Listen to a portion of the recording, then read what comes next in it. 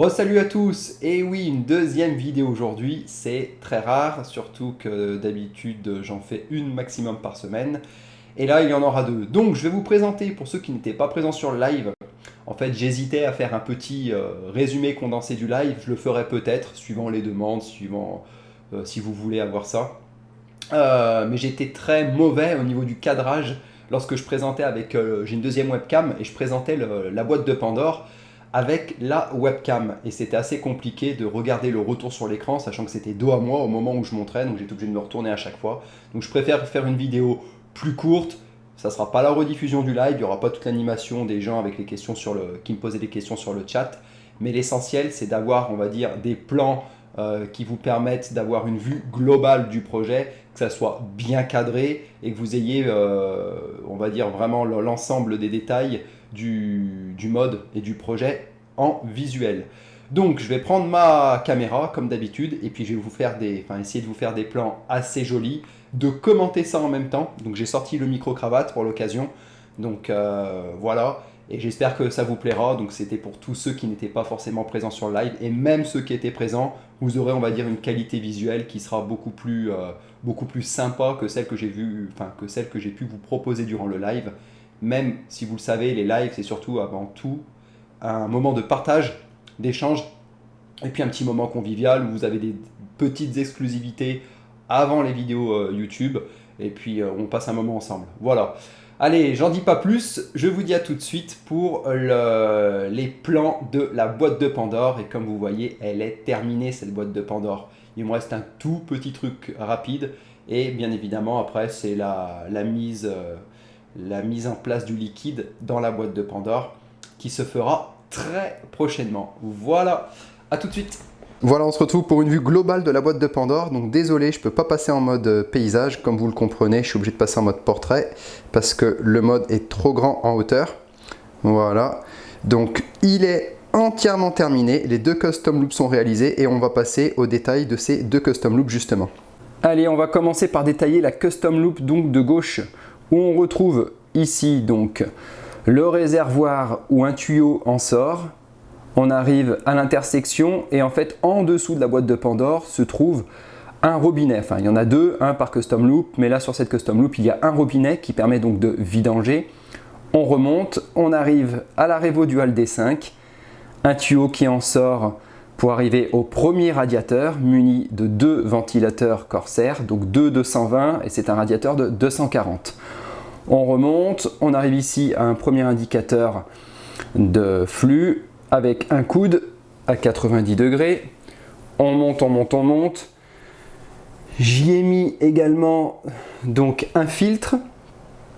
On monte au waterblock du CPU. Du waterblock CPU, on en ressort.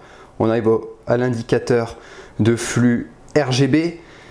On arrive au deuxième radiateur, pareil, un 240 muni de deux ventilateurs Corsair. On ressort, on arrive au petit module qui permet d'indiquer certains éléments comme la température par exemple, et on en ressort et on arrive au réservoir sur mesure. On redescend et la custom loop est terminée. En ce qui concerne la deuxième custom loop, donc celle qui est dédiée au waterblock du GPU, on a le même schéma du réservoir à l'intersection, petit robinet sous le dessous qui permet de vidanger. On arrive à la pompe Revo Dual D5, on en sort pour arriver au radiateur, premier radiateur. On en sort ici. Là, on retrouve un indicateur de flux RGB, voilà, comme celui que l'on avait tout en haut sur la première custom loop. On remonte, et là, ça va être intéressant. On remonte à cet endroit-là. Un 90 degrés à l'horizontale qui vient se projeter vers nous, un deuxième 90 degrés vers donc l'entrée du waterblock du GPU, et ensuite ici on repart sur le devant pour arriver donc vers un autre coude à 180 degrés pour repartir à l'arrière. Ici un 90 degrés.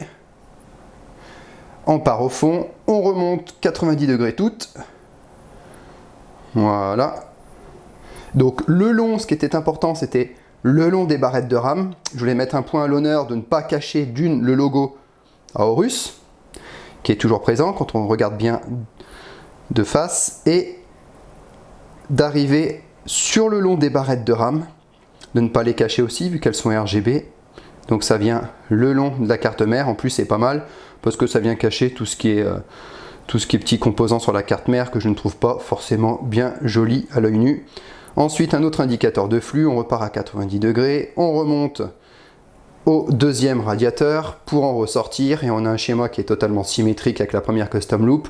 On en ressort, module pour indiquer la température, et on arrive au réservoir. Le réservoir qui contient bien évidemment deux emplacements, un pour l'évacuation du liquide et un autre qui est une entrée d'air ici, voilà, que je pourrais boucher, qui me servira pour le remplissage notamment. Donc voilà l'ensemble réellement. Petite structure où je suis très content. Petite structure de fixation pour la carte graphique, le but premier étant de faire comme sur un tableau avec un premier plan et un deuxième plan. Donc le premier plan, vous l'avez bien compris, c'est le premier plan avec la carte graphique ainsi que les deux réservoirs, donc carte graphique et deux réservoirs. Et ensuite, au deuxième plan, la carte mère, barrette de RAM, etc.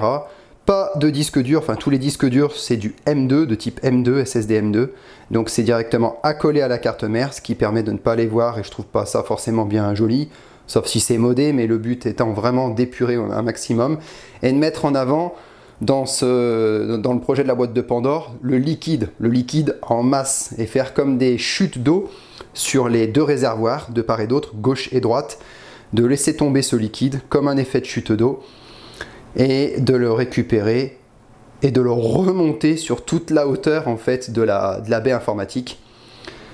Voilà. Donc du RGB, il y aura, alors pas trop non plus, le but étant d'avoir les barrettes de RAM, la carte mère qui est RGB, les deux indicateurs de flux, ici en haut et ici, voilà, en bas. Le waterblock aussi, donc du GPU. Donc le waterblock du GPU, si on va à l'arrière, en fait, il y a des fils. Alors ça c'est discret, il y a un fil qui part là, qui vient jusque là, en fait, qui va derrière. C'est juste un seul fil. En fait, il y a deux câbles du waterblock, deux câbles qui viennent se rejoindre en un pour arriver là. Et je les fais passer derrière le riser. En fait, derrière le riser, il monte et il va en fait derrière. Voilà, ici. Les deux petits rilsans, bien évidemment, que je vais couper, pour pas qu'on voit ces câbles là. Donc là ça fait partie des petites choses que j'ai à terminer, mais bon, ça c'est qu'à couper. C'était pour le petit câble en lui-même. Il y a deux câbles en fait qui sont fixés l'un derrière l'autre pour qu'on n'en voit qu'un à l'œil nu, voilà, pour que ce soit bien caché. La structure de fixation, comme je vous ai dit, le but étant de voir la carte graphique limite flotter dans les airs. Je voulais pas en fait quelque chose de trop gros pour la carte graphique, qui soit trop imposant. Je voulais vraiment que celle-ci donne l'impression de limite d'être maintenu dans le vide, et je trouve que le pari, enfin pour moi, le pari est réussi. Voilà. Autre chose, j'ai hésité à mettre mon petit module ici EVGA. Vous savez, le petit module qui permet en fait de mettre le câblage en fait sur le côté, en fait d'arriver, en gros ça sera arrivé par là. Alors je n'ai pas pu, pour la bonne et simple raison qu'à cause de cette petite partie ici, donc là je vais vous montrer. À cause de cette petite partie donc qui est noire, quand je mets le module sera arrivé en gros ici. Donc on va dire aller à 1 cm près, et c'est ça en plus à peu près, à 1 cm près, le module ne s'adapte pas, même si je mettais au maximum le raccord, le module serait rentré dedans, donc j'aurais pas pu le faire. Donc j'ai opté pour cette solution. Donc là à l'arrière, les fils ils partent de cette manière-là, je vais mettre un attache-câble, et puis ça permettra en fait de serrer le tout. Et en fait, vu de devant, ça fera comme un arc-en-ciel. Donc voilà, ça fera de cette manière-là. Pour les combes, j'ai mis des combes transparents.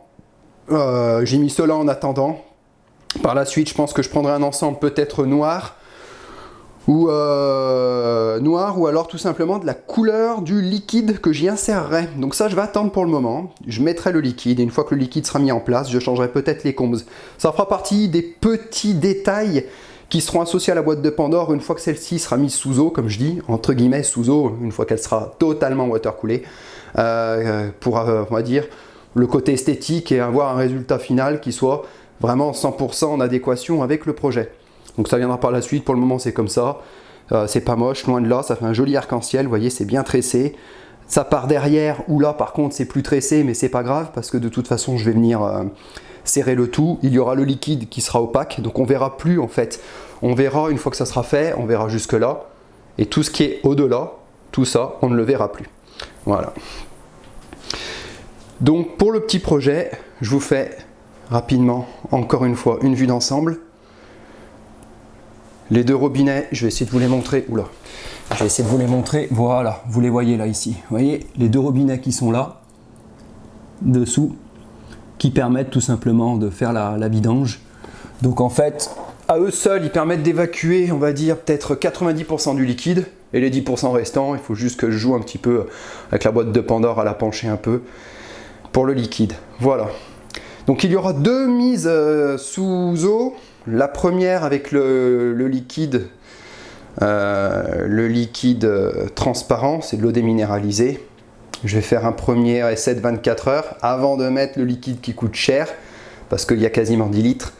Donc mettre 10 litres, ça fait un budget à peu près de 150 à 200 euros. Donc avant de mettre tout le liquide, je préfère faire un essai avec cette fameuse eau déminéralisée et ensuite on fera le nécessaire. Voilà ce que ça donne. Alors je vais essayer de vous prendre d'autres détails à ce niveau-là. De vous montrer. Là il y a un petit câble comme vous pouvez voir qui part du waterblock. C'est pour aller chercher tout simplement le contrôleur LED sur la carte mère. Il y en a un autre qui va derrière. Et je vous garde une grosse surprise. Comme vous savez, je suis quelqu'un d'assez taquin. Je garde toujours des petits trucs pour moi. Enfin pour moi.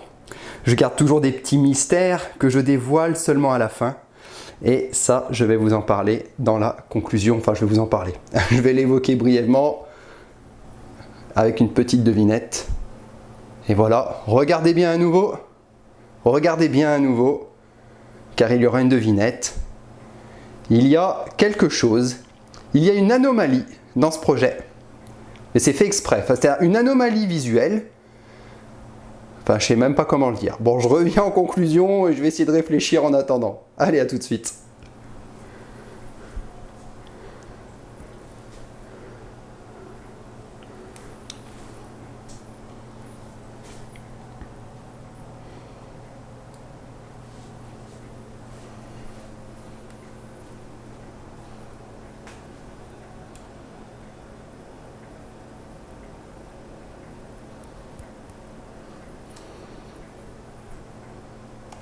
Voilà pour la petite présentation de la boîte de Pandore terminée. Donc pour ceux qui avaient suivi le projet et surtout le dernier live, j'ai terminé comme annoncé la boîte de Pandore. Bon, il n'y a pas encore le liquide, mais ça reste à faire. Ça sera fait très prochainement. J'aurais terminé ce projet dans les temps impartis. J'avais dit 2018 et fin 2018, la boîte de Pandore était terminée.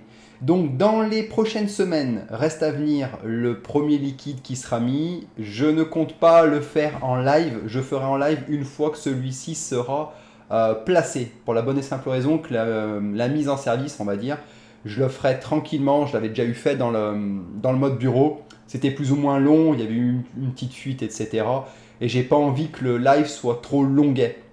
Donc je préfère vous faire un live une fois que ça sera mis en place. Et je vous ferai une vidéo avec voilà, un petit timelapse au moment où je mets le liquide, si jamais j'arrive à le faire, voilà. Mais normalement, il devrait y avoir deux vidéos, un live une fois que le liquide est en place et une petite vidéo résumée du moment où on aura inséré le liquide à l'intérieur. Deux étapes, donc si ça se trouve, il y aura peut-être même deux lives différents et deux vidéos. Le premier liquide en question et le liquide définitif avec la couleur que j'ai choisie. Où j'avais fait un petit stropole dessus, mais je n'en parle pas plus, ça sera la surprise. Alors, j'ai annoncé une chose à la fin de la vidéo, où j'ai dit qu'il y a une anomalie, entre guillemets. Alors, c'est pas une anomalie, mais je n'ai pas le terme que je pourrais employer. Il y a, on va dire, il manque quelque chose, et c'est totalement intentionnel. Donc, ce que je veux dire, c'est que dans la boîte de Pandore, on va aller un peu droit au but, comme ça au moins ça va vous placer les choses. Regardez-la bien, donc là vous la voyez à l'arrière. Comment je vais faire par rapport au mode bureau pour l'allumer. Le mode bureau, il y a un bouton anti-vandalisme, bouton poussoir anti-vandalisme qui fait contact avec tout ce qui est donc Power, SW, etc. Même pour le bouton Reset, comme vous le savez. Donc je peux allumer, redémarrer l'ordinateur via ces boutons qui sont en façade sur mon Desk Mode. Sur la boîte de Pandore, comment vais-je faire? Là, est-ce que vous avez vu un bouton? Est-ce que vous avez vu quelque chose? Donc c'est la petite devinette pour terminer pour la fin. 2 personnes n'auront pas à y répondre. Bien évidemment Max qui est au courant de mon projet et qui sait, voilà. Et la voix, donc Christophe qui est également au courant. Voilà. Donc ces 2 personnes-là ne répondaient pas et les autres, je vous laisse deviner comment je vais faire pour allumer. Alors, il n'y a pas de bouton non plus derrière, parce que j'aurais pu cacher un bouton derrière, mais pour moi, ça c'est complètement ridicule. Si je planque un truc derrière, c'est pas, on va dire, accessible. Le but étant quand même que ce soit fonctionnel, accessible, et que ce soit pas non plus planqué à chaque fois que j'en ai besoin pour pouvoir aller chercher le bouton pour démarrer l'ordinateur. Donc je vous laisse sur cette petite devinette. Je suis très taquin en ce moment comme vous pouvez le voir. J'ai envie de faire des petits jeux, des petites devinettes, des petites choses un peu cérébrales. Voilà. Donc je vous dis à très bientôt pour la mise en place du liquide qui se fera comme je vous ai dit en 2 étapes. Et sachant qu'il y a en plus 2 liquides à mettre, enfin ça se fera en 2 fois. Donc ça fera 4 vidéos totales, 2 live et 2 vidéos classiques. Il n'est pas isolé que la semaine prochaine ou l'une des prochaines semaines, je fasse un unboxing pour changer un petit peu. Ça me fait toujours plaisir de faire des unboxings. Surtout que c'est une marque que j'ai énormément aimée. Ça fait longtemps que je m'en suis détaché alors qu'il n'y a aucune raison. C'est Logitech. J'ai un petit produit dessus d'ailleurs. À voir. On verra si je fais ça ou si on continue la boîte de Pandore tranquillement. Voilà. J'espère que ça vous aura plu. Ça vous permet de voir un petit peu des plans, d'avoir des plans plus détaillés et rapprochés de la boîte de Pandore. Et puis, si vous avez des questions ou autres, n'hésitez pas. Si vous avez des petites remarques, n'hésitez pas. Si vous appréciez, n'hésitez pas à le dire dans l'espace commentaire. Et je vous dis à très bientôt. Ciao, ciao!